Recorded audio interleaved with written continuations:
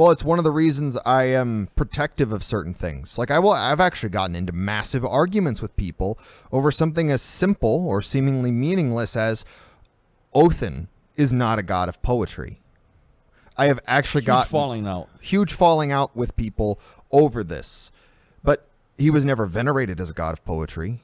He was never seen as a god of poetry. He's not even a god of poetry in the stories we have.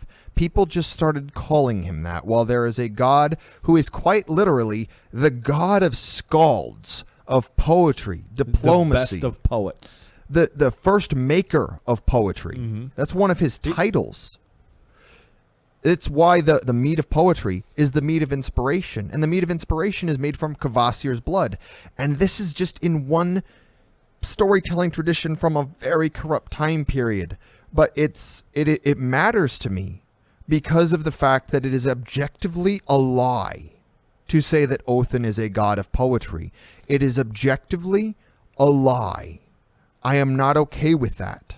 And especially if it means an entire deity is going to be forgotten, shunned, and ignored because everything he does is misattributed. Yeah. This is the consequence of just that tiny, seemingly meaningless lie. And the individual that we had the falling out with even said, well, why can't you just let us have this? Yeah. That's why.